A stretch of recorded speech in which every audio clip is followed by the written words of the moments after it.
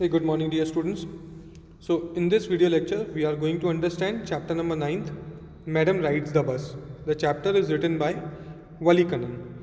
Okay, so before you read in this sensitive story, an 8-year-old girl's first bus journey into the world outside her village is also her induction into the mystery of life and death. She sees the gap between her knowing that there is death and her understanding of it.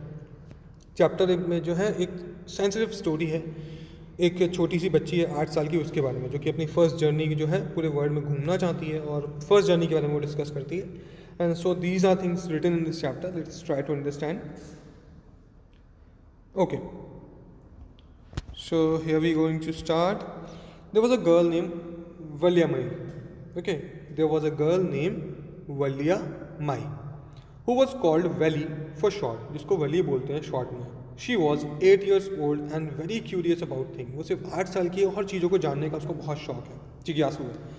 Her favorite pastime was standing in front of the doorway of her house, watching what was happening in the street outside.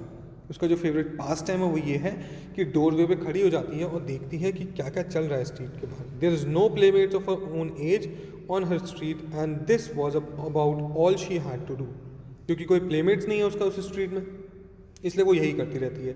But for Valli standing at the front door was very bit as enjoyable as any of the elaborated games other children played.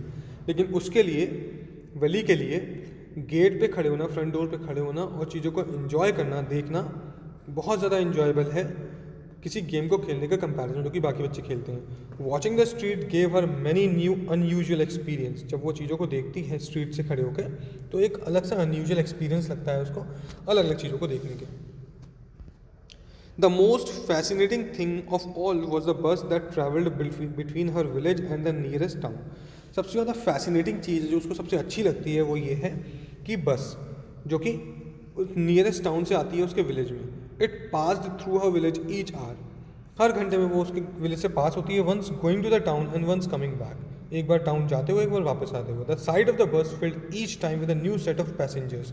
हर बार जब bus होती है, जब वो आती है तो उसमें नए तरह के पैसेंजर्स बैठे होते हैं। Was a source of unending joy for Valli, जो कि क्या है, वली के लिए एक अनएंडिंग जॉय है। Day after day she watch the bus. हर दिन बीतने के बाद वो बस को वॉच करती है। And gradually a tiny wish crept into her head. तभी उसके जो ब्रेन है, जो उसका हेड है, उसमें एक विश आ जाती है। एंड ग्रू देयर, वहाँ पे वो ग्रो होती है एक wish. She wanted to ride on that bus. वो चाहती है कि उस बस में राइड करे कभी, इवन इफ जस्ट वंस, कम से कम एक बार। This wish became stronger and stronger. ये विश क्या होती जाती है, स्ट्रांग होती जाती है, बढ़ती जा रही है। Until it was an overwhelming desire, जब तक वो एक डिज़ायर ना हो गई। Valli would stare wistfully at the people who got on और off the bus when it stopped at the street corner. Valli बहुत ध्यान से देखती है उन लोगों को जो कि बस से उतरते हैं या फिर बस पे चढ़ रहे होते हैं जब वो उसके स्ट्रीट कॉर्नर के पास में रुकती है। Their faces would kindle in her longings, dreams and hopes. उनके जो फेसेस हैं वो उसके चेहरे पर बहुत प्यारी सी एक स्माइल ले आते हैं, उसके लिए एक नए ड्रीम्स बनाते हैं, होप्स लाते हैं। If one of her friends happened to ride the bus and tried to describe the side of the town to her, Wali would be too jealous to listen and would shout in English, "Proud, proud." If one of her friend, अगर कोई इसका दोस्त happened to ride the bus, जिसने बस में ride की होती है और उसको डिस्क्राइब करना चाहता है उस साइड के बारे में, वली जेलस हो जाती है, उसे जलने लगती है क्योंकि वो कभी बस में नहीं बैठी होती है इसलिए, और चीखती है proud proud. Okay, neither she nor her friend really understood the meaning of the word. ना ही उसको कुछ पता होता है, ना ही उसके जो फ्रेंड्स हैं उनको उसका वर्ड का मीनिंग पता होता है। But they use it often as a slang expression of disapproval. लेकिन वो बोलते इसलिए हैं जिससे कि वो डिसअप्रूव कर सके एक दूसरे की बातों को। Over many days and months Valli listened carefully to conversation between her neighbours and people who regularly use the bus, and she also asked a few discreet questions here and there. दिनों से, महीनों से जो वली है वो कन्वर्सेशन सुनती है अपने नेबर्स की, जो कि उस बस में रेगुलर जाते हैं फिर आते हैं, और साथ साथ में कुछ लोगों से उसने अलग अलग तरीके के लोगों से क्वेश्चंस भी पूछे होते हैं बस के बारे में।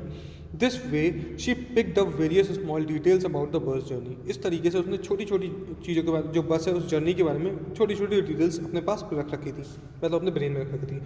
The town was 6 miles from a village. जो टाउन था वो उसके घर से या फिर उसके विलेज से करीब करीब 6 माइल दूर था। द फेयर वॉज 30 पैसे वन वे। एक तरफ से जाने का जो फेयर था, फेयर मतलब किराया था, वो 30 पैसे था। Which is almost nothing at all, जो कि कुछ भी नहीं था.